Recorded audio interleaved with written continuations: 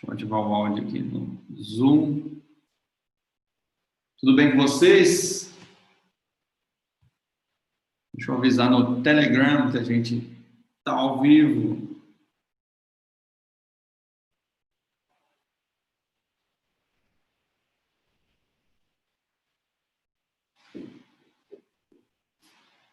Quando será a próxima turma do curso Mestre em Financiamento? Felipe, será em dia 5 de julho, tá? 5 de julho a gente abre as inscrições, tá bom? Murilo Reis já está aí. No YouTube, se não me engano, já está rodando também. Está com áudio. O Murilão vai entrar no Zoom daqui a pouco para acessar nós dois lá no YouTube, tá?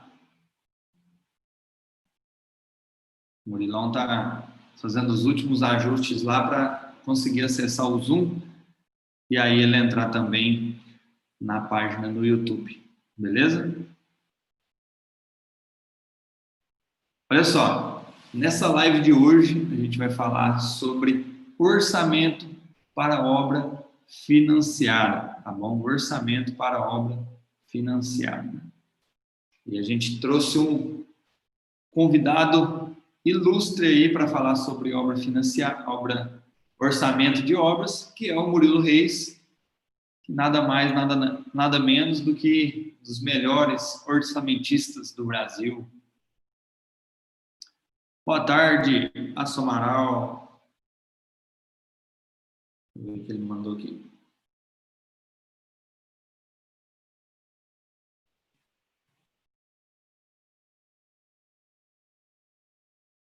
Show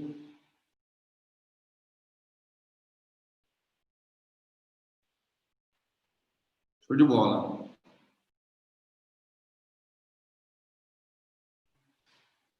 Deixa eu ver se o Murilão já consegue acessar aqui no Instagram. E aí daqui a pouquinho ele entra no YouTube, tá? E aí, Murilo, beleza? Fala, cara, tranquilo? Bom demais, você, tudo certo? A luta de sempre. Ah, então tá bom. Eu tô achando que eu vou ter que silenciar um dos dois aqui para colocar seu áudio, porque senão vai ficar duplicado. Ou eu coloco o fone também.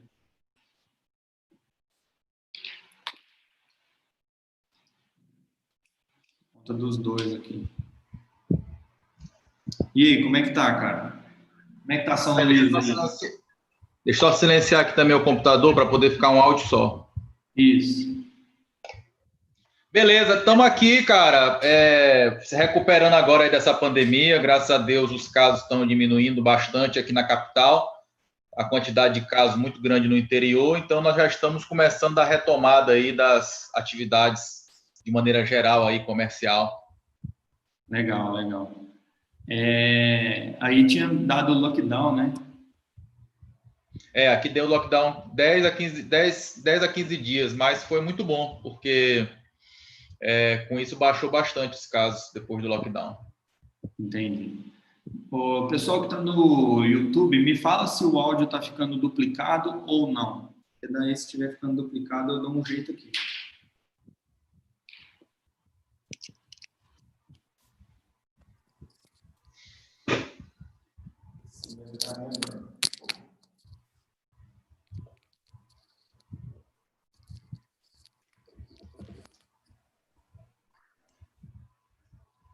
Deixa eu ver eles me falarem aqui se vai ficar duplicado ou não, que daí eu vejo aqui. Porque como tem o áudio do celular e o áudio do computador, né? Aí talvez fique duplicado. Essas tecnologias, hein? Que é isso? Murilão, cara, prazerão te receber aqui, para a gente bater um papo, para a gente conversar sobre construções, orçamento, que muita gente tem dúvida, né, quando a gente fala sobre orçamento, principalmente para quem... Oh, valeu. Obrigado. Principalmente para quem está começando, né, Murilo? Eu acho que é uma dificuldade que as pessoas têm Uma dificuldade que as pessoas têm na hora de começar a empreender. Porque a pessoa não sabe precificar, não sabe como é que começa, não sabe como é que faz. Tá estranho no... O pessoal está falando que está atrasado o áudio, mas está atrasado no YouTube ou está atrasado aqui no...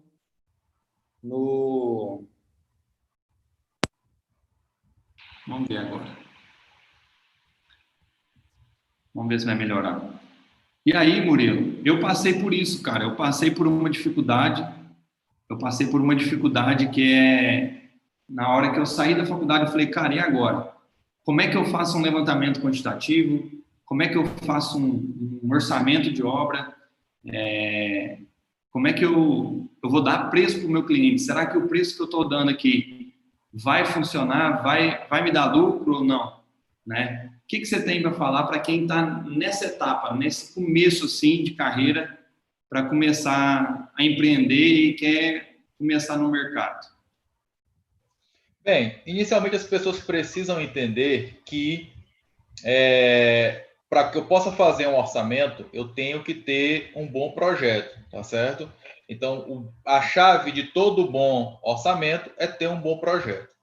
E aí, partindo desse pressuposto, a gente tem então que convencer sempre o nosso cliente de que vale a pena ele investir em projeto. E isso eu acho que é muito mais uma falha nossa do que praticamente um problema do cliente. Eu acho que a gente, muitas vezes, engenheiros arquitetos, não sabemos vender bem o projeto. Né? O cliente precisa entender que eu, com o projeto, eu diminuo para ele o custo da obra, eu diminuo para ele a quantidade de problemas que ele vai ter futuramente, enfim. Se eu convencer o meu cliente de que o projeto é necessário, eu tenho certeza que ele vai investir. E aí, para isso, basta tu mostrar, por exemplo, outras obras que não tiveram projeto, o que acontece?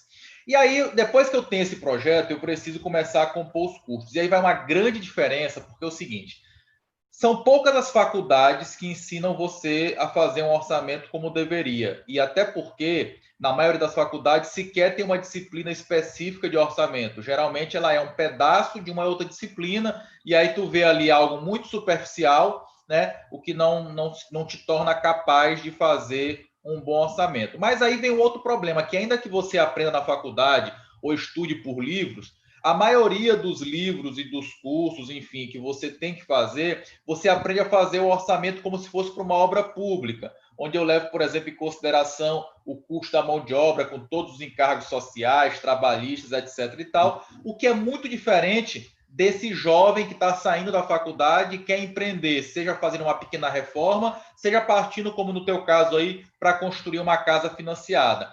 Porque, na verdade, nesses casos, eu tenho certeza que tu não ficha todos os trabalhadores teu com carteira assinada, férias 13º. Então, a metodologia que a maioria das pessoas aprendem a fazer orçamento não está de acordo para esse tipo de situação específica. A pessoa precisa entender o seguinte, que na pequena obra, na obra privada, eu vou contratar, na maioria das vezes, por terceirização ou empreita. E uma coisa muito importante nesses casos, primeiro, você tomar todos os cuidados necessários, e por isso é importante que você tenha o apoio de um contador e até mesmo um colega advogado, para que você tenha um modelinho de contrato para poder contratar essas pessoas e evitar futuramente um problema trabalhista, por exemplo. Mas aí cai numa questão, tá, Murilo, e aí qual é a minha referência de valor? E aí as pessoas que em algum momento aprenderam a fazer orçamento, elas não entendem o seguinte, que o principal papel de um orçamentista é simplesmente fazer uma pesquisa de preço no mercado. Por mais que eu aprenda a fazer um orçamento com base, por exemplo, no Sinap, no TCPO, enfim, qualquer banco de dados desse, nada vai substituir eu levantar a minha bunda da cadeira e pegar meu telefone, ligar para o fornecedor, perguntar quanto é que está o saco de cimento. E a mesma coisa, as pessoas precisam entender que é necessário fazer com a mão de obra. Eu preciso fazer uma pesquisa de preço de quanto que essa mão de obra vai me cobrar para fazer determinado serviço. Se for uma reforma, é mais fácil. Por quê? Porque eu posso muito bem, na hora que eu for lá fazer uma vistoria no local da reforma, já levar comigo esse empreiteiro ou esse pedreiro para mostrar para ele o que é, sai dali da frente do cliente, ele me passa o valor que ele vai me cobrar e eu coloco esse valor no meu orçamento. Beleza.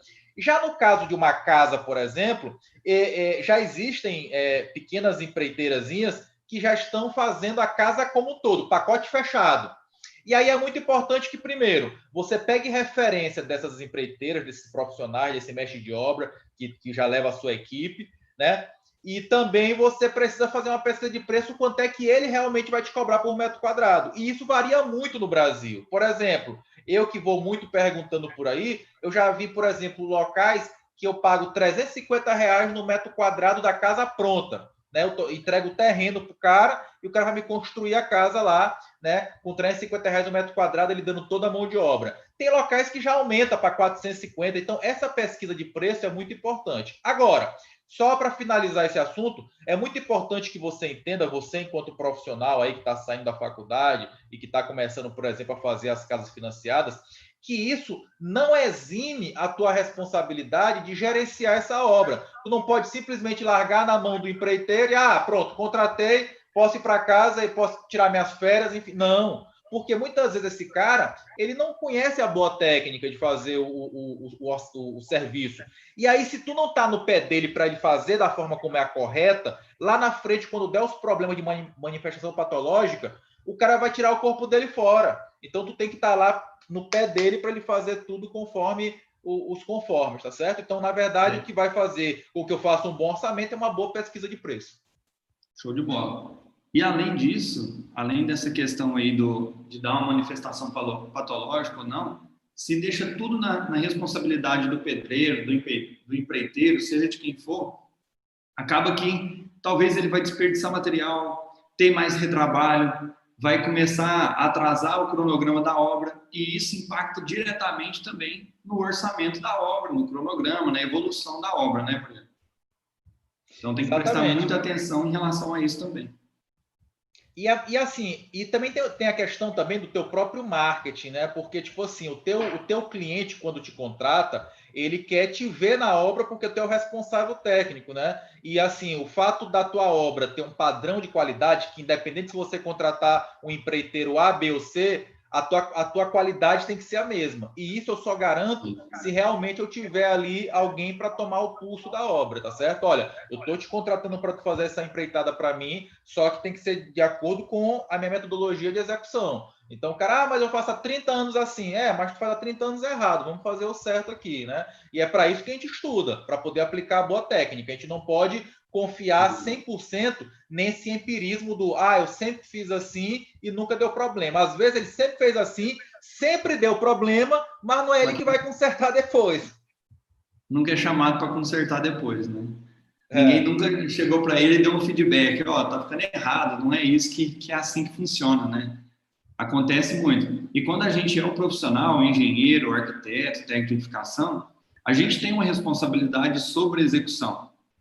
E nessa responsabilidade, a gente tem uma garantia que a gente tem que dar para o nosso cliente. Não é igual o pedreiro, que eu já vi acontecer muito, do pedreiro vir fazer o serviço, aí às vezes na metade do trabalho, acabou o dinheiro, não tem condição de continuar. O cara pegou o dinheiro e sumiu no mundo com o que tinha combinado ali com o cliente, né? Aí o cliente tem que arrumar outra equipe para ir lá e continuar a obra, né?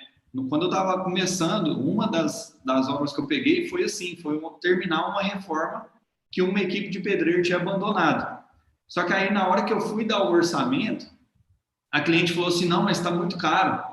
Aí eu falei, está muito caro, mas eu te garanto que eu vou te entregar. Porque o outro pedreiro falou que ia entregar e não entregou, sumiu. Eu não, sou uma empresa, sou um CNPJ, eu sou engenheiro, eu tenho um nome a zelar, né? Eu não quero que aconteça isso e aconteça a mesma coisa que aconteceu com o seu pedreiro. Por isso que o preço é o total. Ele precificou errado, teve que abandonar a obra no meio, e aí que começa a surgir, né, Murilo, que os clientes ficam falando, não, obra é dor de cabeça, obra é problema. O cliente pega medo de obra por conta disso, né? Às vezes é por conta de experiências ruins que eles tiveram com outros profissionais. Exatamente. E assim, eu volto a dizer, o teu nome, ele tem que estar atrelado à qualidade do que tu executa, à pontualidade do que tu executa e a um bom orçamento. Porque depois que eu acertei um preço com o cliente, aí eu estou falando aqui também para um serviço de reforma que seja, é muito chato eu chegar lá para o cliente e dizer, olha, aquele valor que eu combinei contigo não é bem assim, eu vou precisar de mais tanto. É muito chato isso. É claro que tem casos que é inevitável, mas na maioria dos casos são por problemas nossos, porque a gente precificou errado. E aí eu preciso, então, assumir essa responsabilidade, algumas vezes até fazer a obra a preço de custo, não ganhar nada, mas para eu poder manter a minha credibilidade no mercado, manter a minha imagem, porque é muito importante que nesse mercado de obra, o boca a boca vale muito mais, às vezes, do que o teu melhor marketing nas redes sociais. Se tu te queimar no mercado porque tu... eu costumo falar que o cliente é o nosso melhor vendedor, né? Exatamente. O cliente é o nosso melhor vendedor. Depois que você conquistou ele, entregou um bom produto, cara, ele está morando numa casa que você construiu. Toda vez que chegar alguém da família, algum amigo para churrasco, alguma coisa, ele vai olhar, nossa, que casa legal. Quem nunca chegou numa casa de um amigo que ele tinha acabado de fazer a casa e aí ele fez questão de apresentar a casa? Não, vem cá, deixa eu te mostrar como é que ficou a casa. Uma casa de 2 quartos, sala, cozinha, olha como é que ficou o banheiro, olha isso, olha aquilo. Né? Então, o nosso melhor vendedor é o nosso cliente. Então, a gente tem que fazer da melhor forma possível, honrar o nosso nome, a nossa palavra, né, e tudo mais. Teve até uma obra que eu peguei, Murilo, que eu achei que eu ia ganhar tipo 10 mil reais na obra, né?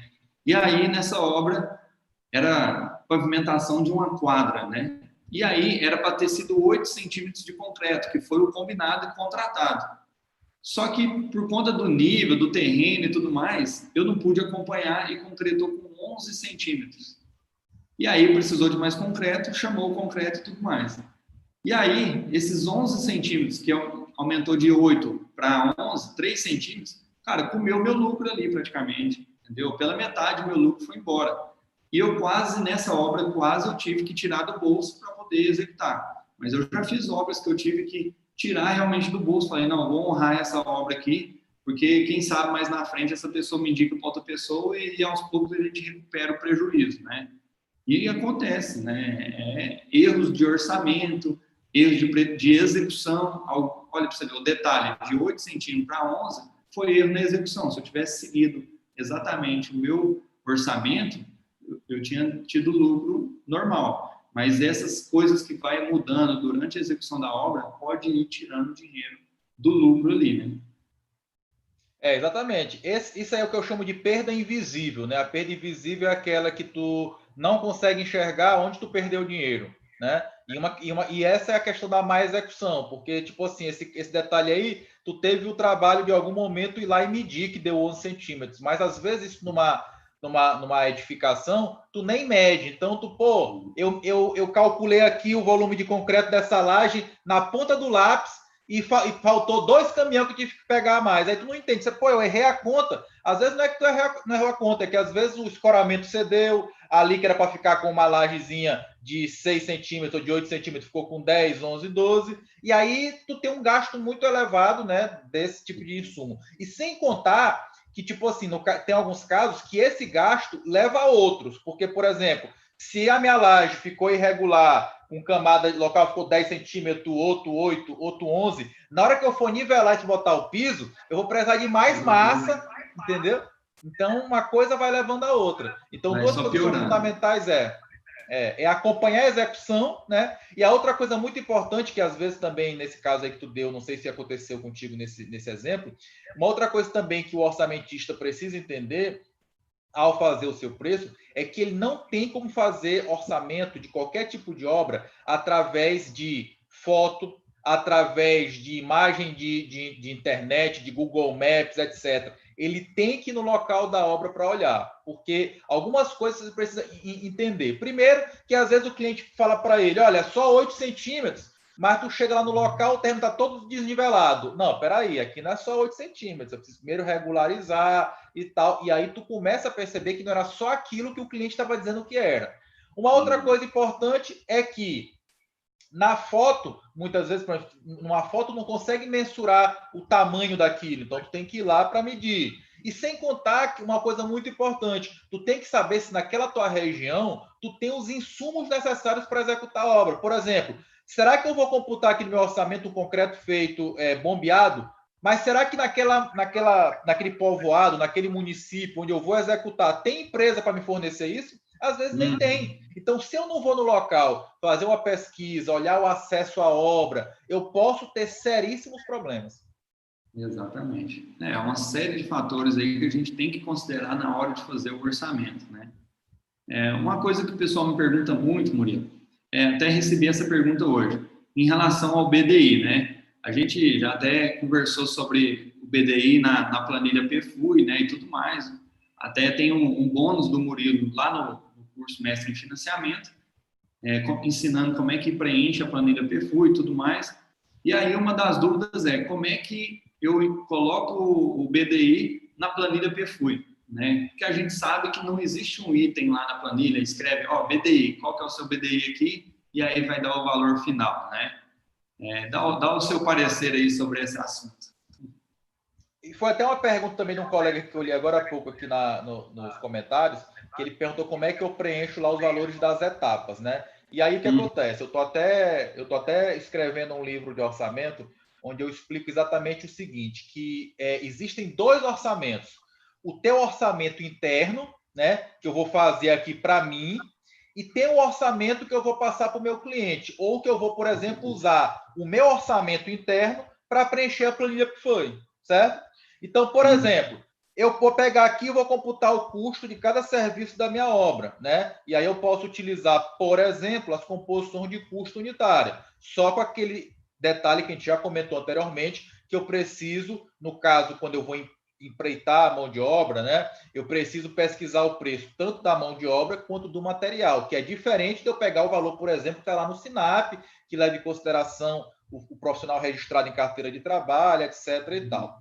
Então, na hora que eu componho cada serviço da minha obra, eu já consigo dividir isso em etapas. Então, pronto, eu já sei mais ou menos quanto vai custar cada etapa, de acordo com esse custo por serviço. Beleza, tranquilo. Aí o que acontece? Uma coisa muito importante é que eu computei dentro desse orçamento, até o momento, somente os custos. E agora eu preciso considerar algumas coisas que eu vou chamar de custos indiretos. O que é o custo indireto? O custo indireto eu tenho que pensar que o material ele não brota do chão. Eu vou precisar, por exemplo, ter uma betoneira que não vai brotar do chão. Então, eu preciso lembrar que eu vou precisar alugar uma betoneira, alugar um andaime, fazer o fechamento da obra, ter um encarregado na obra. E quando eu começo a computar isso, eu percebo que muitas vezes esses itens que eu chamo de custo indireto, ele não está no custo do serviço em si. Então, esse custo eu preciso diluir, né, proporcionalmente nos meus custos dos meus serviços, das minhas etapas da obra. E sem contar o BDI propriamente dito. O que é levado em consideração no BDI propriamente dito? Principalmente o meu lucro, né? Que uma coisa é o meu pagamento pelo meu serviço, né? Que eu vou chamar assim, que é como se fosse o meu prolabore. Eu preciso tirar dali daquela obra o meu pagamento. Outra coisa é o lucro, que esse lucro ele vai servir, por exemplo, para a minha empresa aumentar a capacidade instalada dela, para eu investir, para eu pegar mais obra, para eu contratar mais pessoas, para ter uma equipe melhor, para ter um escritório melhor para receber meus clientes. Então, o lucro é algo que precisa ser incluído no chamado BDI, tá certo?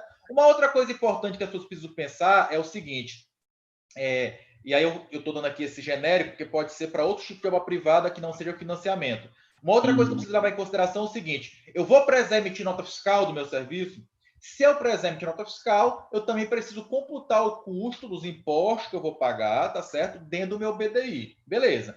Depois que eu determinei, então, quanto é que é essa lucratividade que eu espero, e se porventura tiver que, por exemplo, incluir os impostos, eu vou chegar na minha taxa de BDI. Essa taxa, assim como os custos diretos, precisam ser diluídas no meu orçamento, em cada um dos serviços, em cada uma das etapas, proporcionalmente.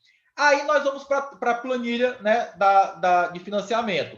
Na planilha de financiamento, para quem já teve a oportunidade de ver uma aí, ela tem umas margens por etapa. Então, por exemplo, fundação ou infraestrutura, eu posso ter de tantos por cento a tantos por cento do valor da obra. E aí eu vou verificar o seguinte, tá? Esse meu orçamento que eu fiz aqui, essa minha etapa está enquadrada nesse percentual, de acordo com o valor global desse meu orçamento? Se está, ok, eu vou lá e preencho. Ah, Murilo, eu percebi que nesse caso aqui a fundação ficou com um percentual maior do que o que está admitido lá na planilha. O que eu posso fazer? Uma compensação. pegar um determinado item que eu estava com uma folga, né? Dar uma aumentadinha nele para compensar esse custo a mais que eu vou ter, tá certo? Nas fundações.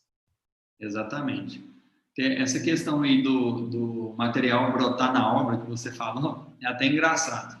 Teve um cliente uma vez que pegou uma caixa d'água, né? E aí falou assim, Eduardo, eu tô vendo aqui na Perfui, né? Ele pegou uma Perfui e aí no item lá, caixa d'água, né? Ele falou assim, ó, tô vendo aqui na Perfui e na planilha tá R$ 500 a caixa d'água. E aí eu fiz o orçamento da caixa d'água na loja e a caixa d'água na loja é, sei lá, R$ 250, a metade do preço. Aí eu assim, né, gentilmente, eu falei, não, beleza, mas é o seguinte, a caixa d'água na loja, se você comprar ela lá, misteriosamente ela não vai aparecer em cima da sua laje funcionando com todas as conexões, né? Não é assim que funciona. Precisa, primeiro, do frete para chegar a caixa d'água lá na obra, precisa do encanador para ir lá e fazer as instalações, precisa do engenheiro para fiscalizar se o encanador fez o serviço correto, precisa das conexões para fazer as ligações da caixa d'água. Então, é uma série de fatores que o preço da caixa d'água instalada ficou R$ 500, não somente a caixa d'água em si, né? Então, às vezes, o cliente, na hora que vê a Perfui, ele vê o item, né? A instalação de torneira. A torneira custou R$ 40, mas ela na planilha Perfui está R$ 100. Mas aí tem todos esses fatores que às vezes não está escrito na planilha. Lá na planilha não tem escrito sifão, não tem escrito engate, não tem escrito uma série de conexões. Está embutido em cada macro serviço, né? Na caixa d'água, na instalação da torneira, na instalação do registro e tudo mais, né? Então tem que ter essa percepção, porque senão o cliente te faz esse questionamento e você fica tremendo na base ali, com medo, né, de responder, porque não sabe explicar. Mas é por isso, porque está embutido, né, dentro da planilha ali, esses serviços, né, esses valores. Imagina se fosse a planilha Perfui e fosse detalhado 100% ali, seria um livro, né, essa planilha. E fora que também o cliente ele não enxerga que, por exemplo, quando ele foi no teu escritório lá, ele visitou teu escritório, todo bacana, tomou um cafezinho, tinha uma recepcionista, tudo isso são custos que eu tenho para poder construir a casa dele, né? Com qualidade que ele espera. Então, e isso aí, Eduardo, uma coisa muito importante que eu queria falar com o pessoal aqui, né? Eu até gosto da questão da planilha de financiamento por conta disso, porque para o cliente privado, eu não acho interessante, e assim eu vou falar também para outros serviços, né, para uma reforma, eu não acho interessante que tu discrimine o teu BDI, por exemplo, olha, meu BDI é 30%. Por quê? Porque muito cliente vai perguntar, vem cá, o que é esse BDI aqui? E outros que já ouviram falar, acham que o BDI é só o lucro. Pô, tu quer ganhar 30% nessa obra? Então, às vezes, se tu fizer exatamente igual a planilha de financiamento, eu ocultar, né, eu calcular o meu percentual de BDI e dividir nos meus serviços, o meu cliente não enxerga aquilo, né, de forma direta, e aí eu já não passo por esse problema. Uma outra coisa também que é muito importante explicar para o pessoal aqui, e aí eu vou de novo traçar um paralelo aqui, porque o mesmo cliente teu, o mesmo teu aluno aí que constrói a casa financiada, ele também pode pegar uma pequena reforma ali, enfim, uma pequena construção ali. Isso também é muito importante, o seguinte, imagina um condomínio que te contratou, te chamou para tu fazer um orçamento para ele para reformar, sei lá, o salão de festas, né? Aí o cara vai lá, te mostra que para reformar, e aí tu vai lá, anota tudinho, levanta os quantitativos, cria o teu orçamento. Geralmente, esse condomínio vai fazer o quê? Vai chamar 2 ou 3 empresas para apresentar o orçamento. Só que acontece, cada uma dessas empresas vai fazer o seu orçamento diferente uma da outra, porque não tinha uma referência base, né, para se basear. Diferente de uma licitação. Numa licitação, todo mundo faz sua proposta com base no mesmo orçamento. No caso de uma reforma, não. Cada um vai fazer o seu orçamento de uma forma diferente.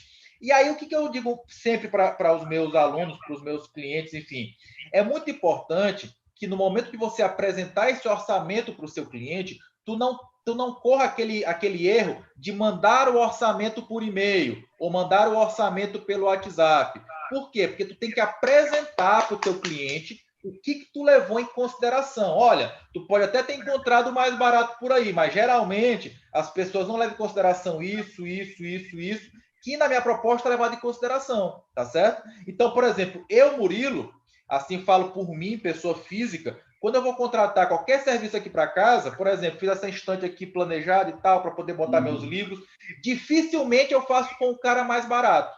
Eu faço com aquele que me explicou melhor o serviço e que me deu mais segurança, né?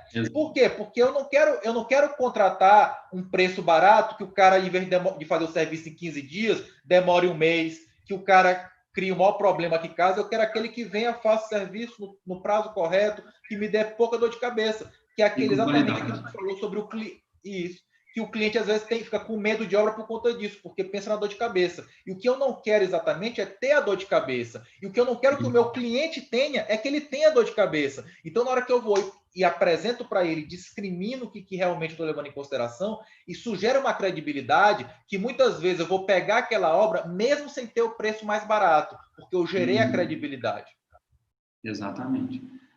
Eu aqui, eu não costumo apresentar o orçamento, né? Eu discrimino, igual você falou, os serviços. Ó, eu vou fazer, sei lá quantos metros de reboco, eu vou fazer alvenaria, eu vou fazer churrasqueira, eu vou fazer bancada, vou fazer isso e aquilo. Eu discrimino. Discriminar é diferente do descritivo, né? De você descrever quantidade, preço, unitário, né? Então, eu mando uma proposta discriminando ali cada serviço que a gente vai executar. Agora, se o cliente fala, não, eu quero realmente o orçamento, a planilha, né? Aí a gente cobra por esse serviço. Por quê? A minha planilha, cara, se o cliente pegar ela, ele não vai entender, primeiro. Tem engenheiro que eu passo a minha planilha e ele fala, Eduardo, eu preciso de uma aula para entender essa planilha. Né? Geralmente é assim, né, Murilo? Tem engenheiros que não conseguem. Mas aí eu imagino o cliente que não tem a capacidade técnica que a gente tem, que não estudou para isso. Então ele vai pegar lá um serviço e não vai entender. Então a gente precisa realmente cobrar pelo serviço e para dar uma consultoria para o cliente também na hora que entrega a planilha, né, de orçamento. Então eu falo muito isso, que proposta é diferente de orçamento, né? E sem contar que concordo, e sem contar que tu faz uma coisa muito correta de cobrar o orçamento quando o cliente quer o detalhado. Por quê? Porque muitas vezes esse cliente quer pegar o teu orçamento para chamar outras empresas para apresentar a proposta. Então ele quer ali, ó, a primeira feita da maneira detalhada para todo mundo se basear em cima daquela, tá certo? Então realmente tu faz uma coisa muito correta, apresenta o valor global para ele, discrimina o que tu vai fazer, o que tu vai executar na maior quantidade de detalhes possível para gerar credibilidade, mas não apresenta o detalhamento, porque senão ele pode usar aquela tua planilha para outra coisa e tu vai acabar sem a oportunidade. Exato. Agora, a gente está trabalhando agora com um projeto em BIM, né? Então, pelo menos o descritivo ali do material a gente entrega, o levantamento quantitativo do material a gente entrega, então já facilita. Porque aqui a gente é bem tranquilo. Eu posso pegar o projeto para fazer, se o cliente quiser executar comigo, beleza. Se não quiser também, está tranquilo, beleza, mesmo assim. E no projeto, quando a gente entrega ele com o quantitativo, já ajuda o cliente, já ajuda quem vai fazer o orçamento também, né? Isso anda facilitando muito a vida aqui da Bruna, que trabalha aqui com a gente fazendo o orçamento, porque acelera muito o processo, ela não precisa ficar levantando em cima do projeto, né? E sem contar que no teu caso, que tu já tem várias obras, por exemplo, tu contratou aí a Bruna aí para fazer esses orçamentos. Eu tenho certeza que quando tu passa para ela, tu já tem uma noção de quanto vai ser o global. Por quê? Porque tu já está acostumado a fazer as obras, tu já sabe quanto é mais ou menos por metro quadrado. Então, se ela te apresenta algo que foge muito disso, tu, opa, peraí, deixa eu olhar aqui o que foi que aconteceu, né? Para poder, porque o que acontece, e que isso é muito importante, que as pessoas precisam entender, é que isso serve para o estagiário, para o engenheiro e para o dono de construtora.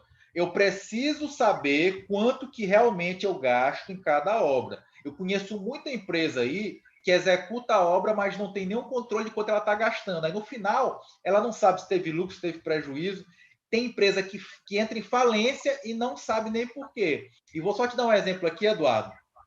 Uma empresa aqui de grande porte aqui no meu estado, eu tinha um aluno que era funcionário dessa empresa. E esse aluno tinha acesso a todos os dados, né, de um sistema que eles tinham de apropriação de custo, né? Então, tudo que entrava em cada obra, ele que lançava lá no sistema para poder apropriar o custo, né, de cada obra. Só que ninguém tinha o trabalho de, no final da obra, comparar. Deixa eu ver quanto é que eu gastei aqui e quanto é que eu faturei nessa obra. Isso no caso de obra pública, que era esse foco dessa construtora. E aí, qual foi a ideia nossa? Pegar o TCC dele e analisar 3 orçamentos de 3 obras. Comparar o que foi gasto, né, nas 3 obras e comparar com o que a empresa faturou em medição nessas 3 obras.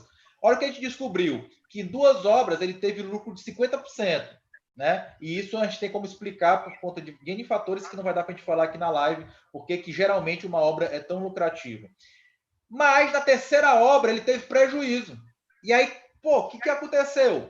E quando o meu aluno apresentou aquele TCC, gerou uma reunião na empresa para discutir o trabalho dele, para entender o que tinha acontecido. Então, tem muita gente que não tem esse tipo de controle. Então, eu digo sempre que o estagiário, o engenheiro, o dono de construtora, ele tem que saber quanto é que ele gastou numa obra, quanto é que é o custo mais ou menos dele por metro quadrado, quantos metros quadrados de alvenaria o meu pedreiro faz por dia, quantos metros quadrados de reboco o meu pedreiro faz por dia. Esses indicadores são fundamentais para que ele possa fazer um bom orçamento e um bom planejamento das suas obras. E foi, assim, na minha concepção, lá na época de estagiário, foi o que foi o total diferencial da minha carreira. Eu era o cara que media a planilha, entendeu? Que ia lá e via quanto é que o pedreiro produziu por dia, fazia um relatório disso, mandava para o meu chefe, né, para o estagiário, e isso fez com que eu abrisse minhas portas, e eu sempre tive isso comigo, que o engenheiro de obra ou o arquiteto de obra, ele precisa ser o cara da conferência, que tem a obra ali no pulso, na mão. Exatamente. Essa questão aí de conferir, de banco de dados, cara, se eu pudesse fechar essa live, dar uma única dica, é o seguinte: não conte com o Sinap, com o TCPO, com não sei o quê. Cara, crie o seu banco de dados. Depois que você criou o seu banco de dados, para quem está ouvindo a gente aqui, crie o seu banco de dados. Depois que você criou o seu banco de dados, cara, é você comparando com o que você já fez. Não é você comparando com o Sinap, não é você comparando com o TCPO. É você melhorando você mesmo. Aí a sua obra vai começar a cada vez mais evoluir. E o seu controle da obra melhora junto. Com isso, lucratividade melhora junto. Com isso, gestão melhora junto. Então, toda vez que você for fazer uma execução, cara, eu preciso executar 100 metros quadrados de alvenaria. Beleza, vamos lá. Tijolo, cimento, areia, brita, ferragem, não sei o quê, não sei o quê. Faz esse levantamento e sempre vai comparando. Cara, eu consegui executar a tanto. Na próxima obra, eu tenho que ser com melhor qualidade e baixo custo. Na próxima, melhor qualidade e baixo custo. Na próxima, melhor qualidade e baixo custo. Se você conseguir, às vezes, manter o custo e melhorar a qualidade, show de bola. Se você conseguir manter a qualidade e abaixar o custo, show de bola. Você está fazendo uma obra cada vez melhor do que a outra. Então, eu falo isso para todo mundo. Cara, não conta sempre com o Sinap, não conta sempre com o TCPO. Cria o seu banco de dados. Cada obra que você tem é um banco de dados, informações valiosíssima, valiosíssima, valiosíssima. Exatamente. Que na empresa assim trabalha. E assim foi meu início de carreira. Eu era o cara, desde de estagiário, que eu media tudo. E quando eu me formei, a primeira empresa que eu estagiei já me abriu logo as portas, logo recém-formado, pegando uma obra gigante. Quando eu cheguei nessa obra, tinha um outdoor escrito assim: entrega da obra, dia tal, às 19 horas. Aí eu disse: não, isso é uma previsão, né? Não, Murilo, vai entregar nesse dia, sendo você um engenheiro ou não. E aí eu tive que aprender forçado e a obra foi entregue na data. Mas por quê? Porque eu era o cara da planilha. Eu estava na obra com uma planilha debaixo do braço, com um cronograma debaixo do braço, medindo. Toda semana tinha um planejamento. Olha, essa semana a gente precisa fazer isso. No final da semana eu conferia. Fizemos isso aqui? Não, não fizemos. Vamos replanejar para poder compensar esse atraso e gerenciar a obra. É isso, é medir. Show de bola. Ô, Murilo, outra dúvida que a galera tem aqui é o seguinte: essa questão de desonerado, onerado, oneração, desoneração, como é que funciona isso? E se isso se aplica para quem vai preencher uma planilha PFUI, né, de financiamento? Muito bem. E aí a gente volta exatamente para aquela questão, né? Porque o que acontece?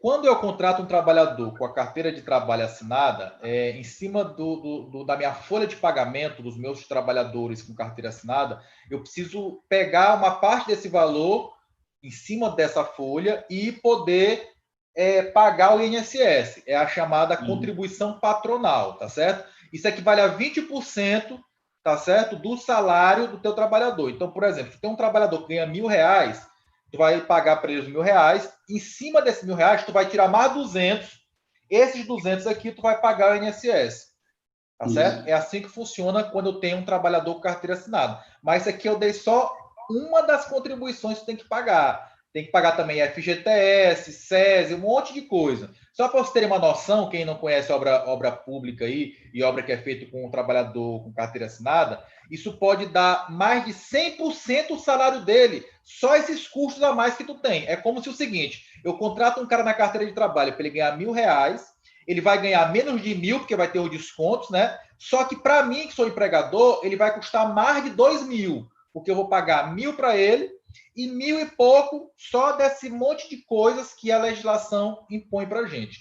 A desoneração foi uma medida para incentivar a construção civil. Então, para essas empresas que contratam trabalhadores com carteira assinada, hoje ela tem uma opção tributária que é a seguinte: eu continuar pagando esse meu INSS sobre a folha de pagamento, tá certo?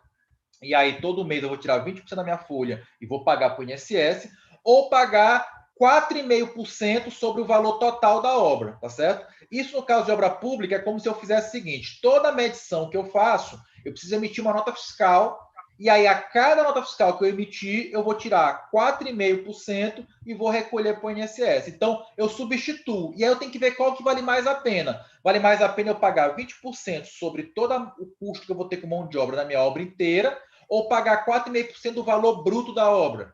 Geralmente, pagar os 4,5% é mais vantajoso, ou seja, o orçamento desonerado geralmente é mais vantajoso. Agora, para esse pequeno construtor aí que está começando e que vai contratar a mão de obra dele terceirizada, empreitada, isso não influencia em absolutamente nada, porque ele vai fechar com o cara um valor, né, por metro quadrado, enfim, e vai ser pago aquele valor. Só um detalhe que é importante. Além de, assim, isso é uma dica minha, que tem gente que faz e tem gente que não faz. Para que eu não tenha problemas trabalhistas com essa pessoa que eu estou contratando, ou com esse pequeno empreiteiro que eu estou contratando, eu vou fazer um contrato com ele, né? Se for uma empreiteira, que for um CNPJ, ou se for um monte de trabalhadores, o ideal é que eu faça um contratozinho com cada um, tá certo? Para me respaldar mais ainda, que eu sugiro? Que tu peça para cada um desses trabalhadores que está te prestando serviço, emita uma nota fiscal. E sei que às vezes dá um pouquinho de trabalho para ele. Por quê? Porque se ele não tiver empresa, ele vai ter que ir lá na Secretaria de Fazenda do município e emitir uma nota fiscal avulsa. Mas isso gera uma segurança para ti muito maior, porque tu vai demonstrar o seguinte: olha, além de um contrato com ele, que demonstra que ele não é meu funcionário, ele está apenas prestando serviço, quando ele finalizou esse serviço, ele me emitiu uma nota fiscal. E aí casou uma coisa com a outra, tá certo? E aí, nesse caso também, se tu for exigir para esse pequeno empreiteiro, para ele apresentar a nota fiscal, é importante tu considerar, né, e avisar para ele, porque ele vai ter que embutir nos custos dele esse percentual que ele vai ter que recolher de imposto. Mas, voltando à tua pergunta inicial, para quem contrata o trabalhador ou o empreiteiro, né, por contrato, por um valor fixo ou por metro quadrado para a execução do serviço, não influencia absolutamente nada essa questão de orçamento desonerado ou sem desoneração. Isso apenas para quem contrata trabalhador com carteira assinada, ok? Exatamente. Então, para quem vai começar a trabalhar com obra financiada, você não precisa pensar em relação a isso, a não ser que for contratar toda a equipe, né, Murilo? A não ser que for contratar toda a equipe, aí você vai decidir se vai pagar os 4% ou os 20% e tudo mais. Essa questão influencia muito, igual eu trabalho aqui em relação a MEI, né? A maioria das pessoas são MEI, microempreendedor individual, outros são autônomos, né? A gente tem contrato com cada um como autônomo. Quem é MEI é CNPJ, CNPJ.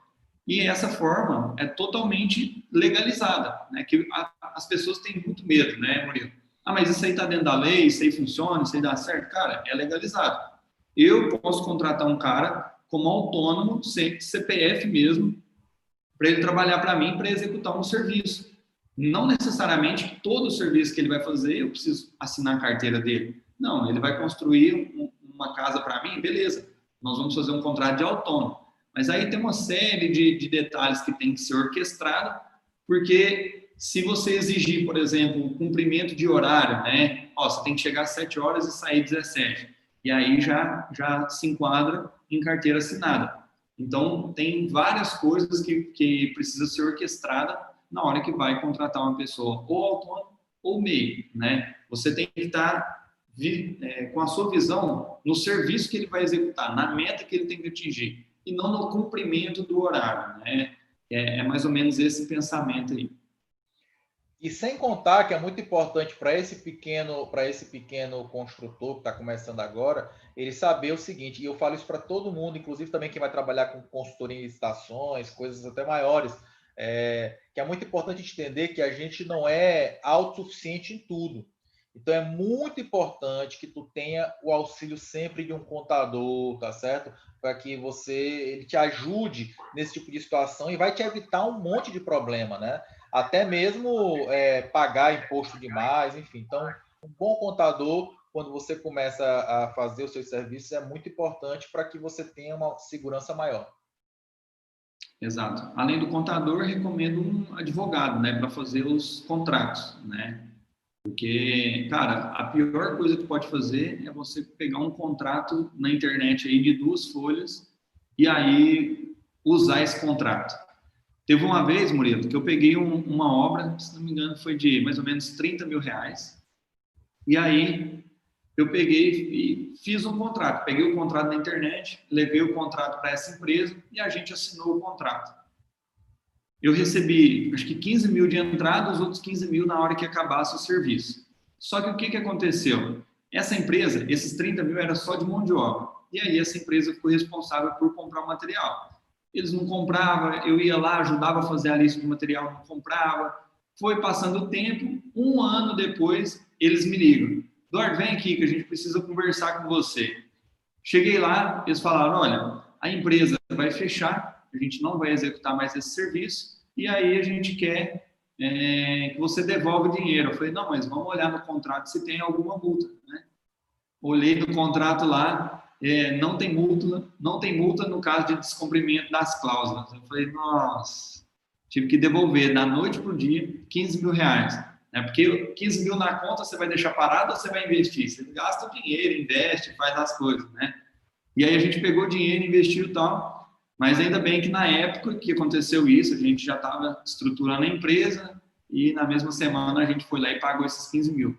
Mas olha só, por conta de um problema de contrato, se eu tivesse escrito lá uma cláusula de, sei lá, 30% de multa caso descumprisse a cláusula, né? Qualquer uma das cláusulas. Eu tinha ali na mão no mínimo 10 mil reais. Eu poderia devolver 5 mil e ficar com 10, né?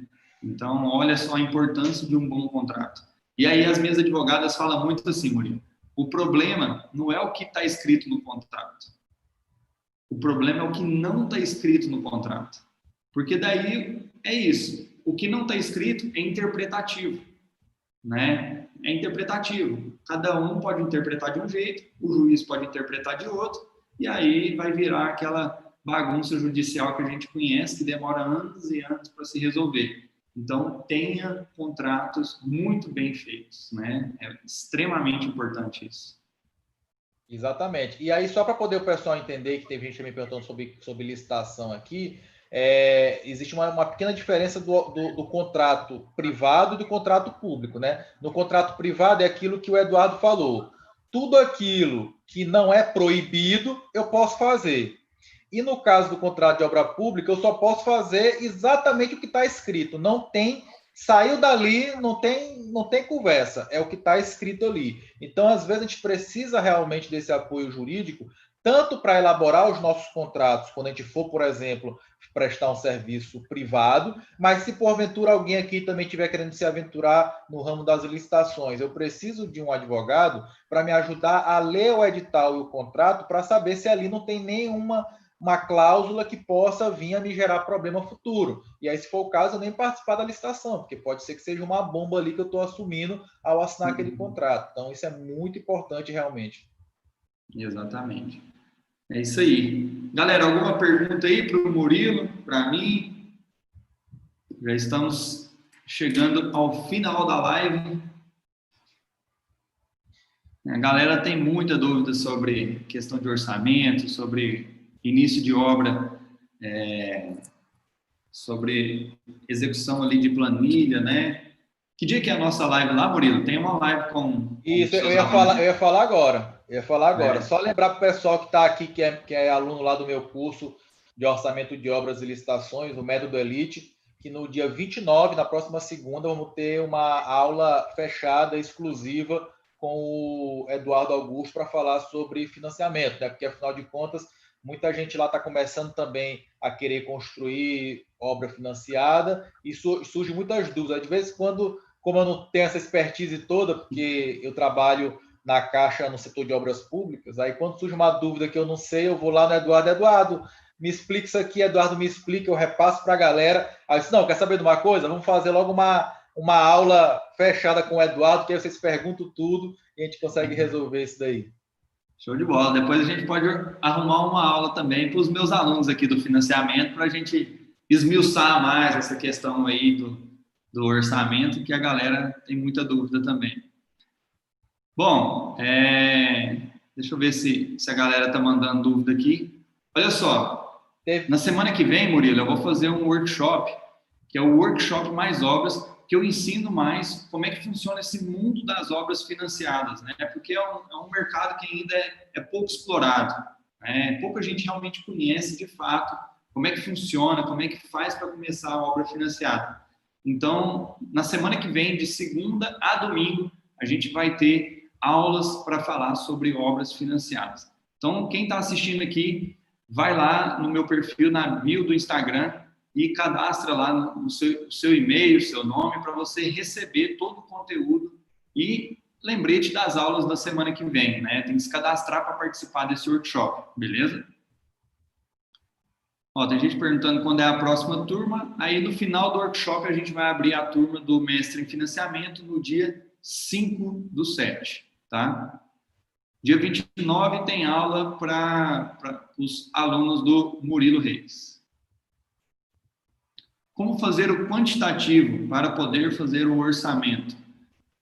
Quantitativo? Quer falar aí, Murilo? Bem, volta aquilo que eu falei no início. É aquilo que eu falei no início da live, né? A primeira coisa para eu fazer um orçamento é ter o projeto.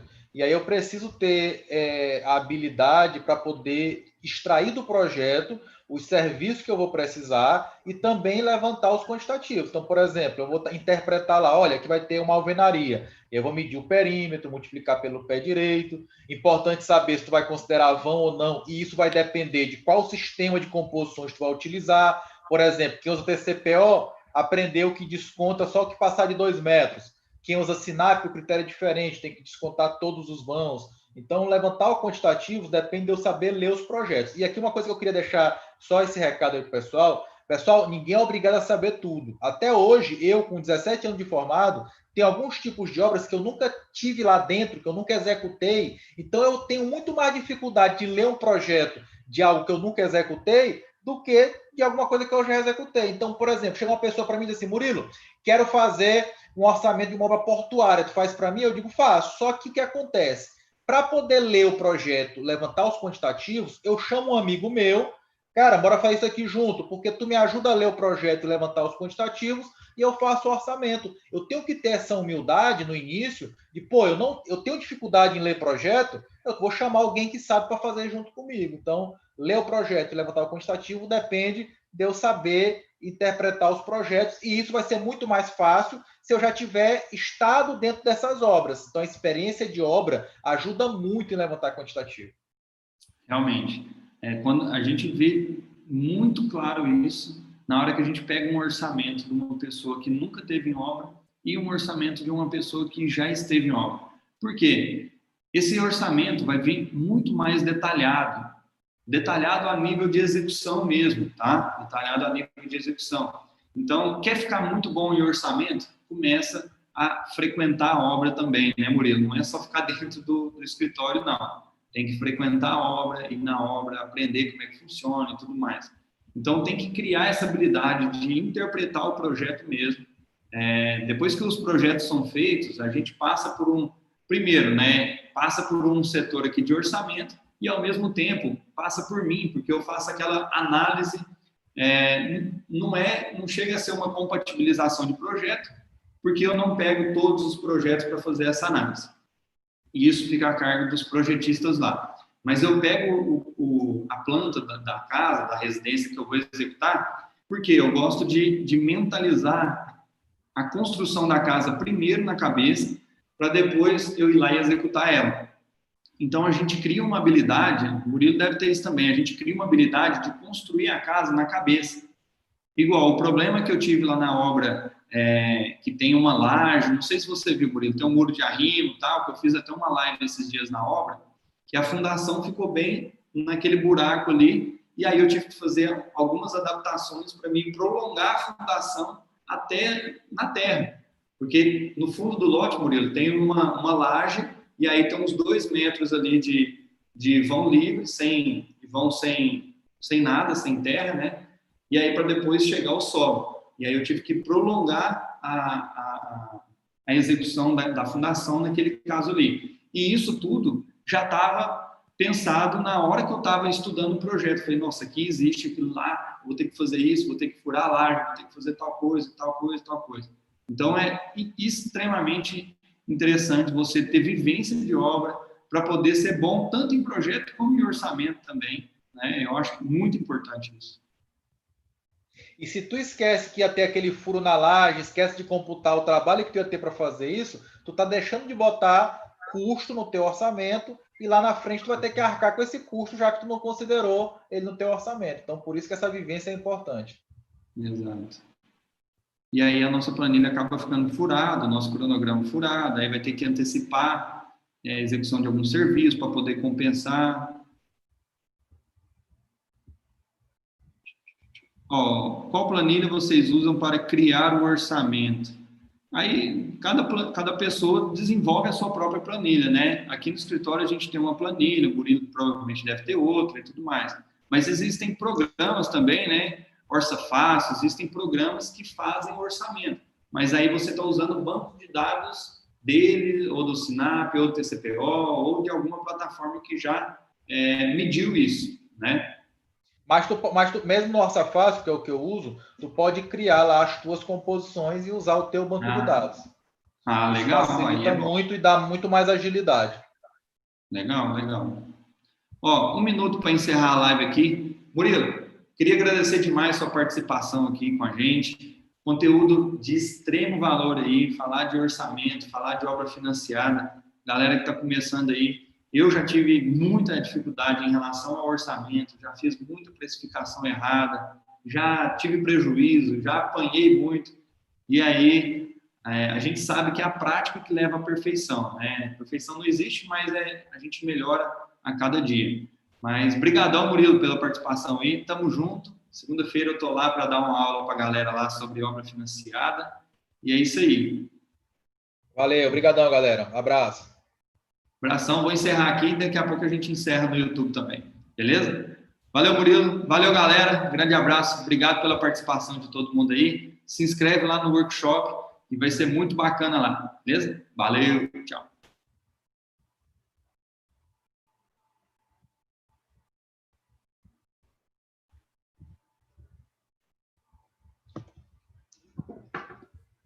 Tá ouvindo aí, Murilo? Beleza, estamos ao vivo aqui no YouTube ainda. Cara, show de bola. Show de bola. Deixa eu abrir aqui para me te ver aqui. Pronto. Estava em outra tela que eu não estava te vendo. Beleza, então, Murilo. Obrigadão. Segunda-feira a gente está lá para dar uma aula para a galera aí do curso. Vai ficar salvo no Instagram ou no YouTube? Essa aqui vai ficar salva no YouTube, tá? Vai ficar salva no YouTube. Vai ficar aberto ou não listado? Vai ficar não listado, mas eu te mando o link dela aí. Beleza, valeu. Beleza? Valeu, Murilo, grande abraço. Obrigado aí todo mundo também que está participando. Valeu demais, tamo junto. Até a próxima. Valeu. Valeu.